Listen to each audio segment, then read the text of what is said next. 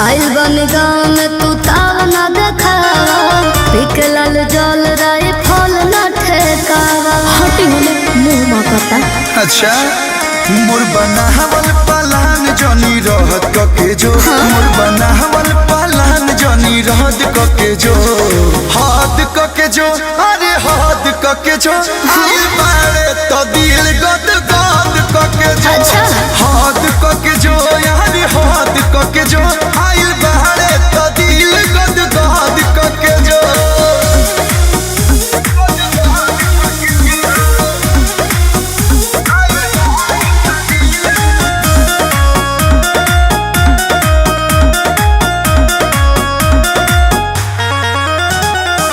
अभी तू मौसम रंगीन कर रहा, गुड बार मूड तू क्लीन कर रहा। ई कौन बात भाई? हाँ हमके बुझाता अपन का हस्ती, करता रह तू जोर जबरदस्ती।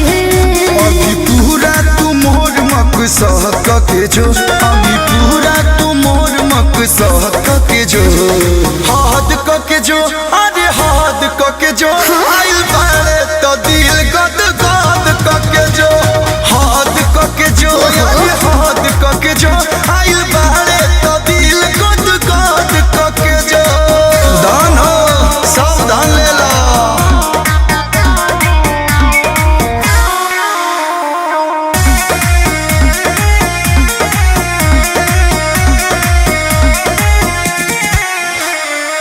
बनल बा पैक पटियाला गोरी, जाए जाए कोयले दारू हाला गोरी। ऐसा मौका मिलता है क्या? सुना कैसे सब पूरा हम कर दे, कलू कहता रा गुंडा कर दे।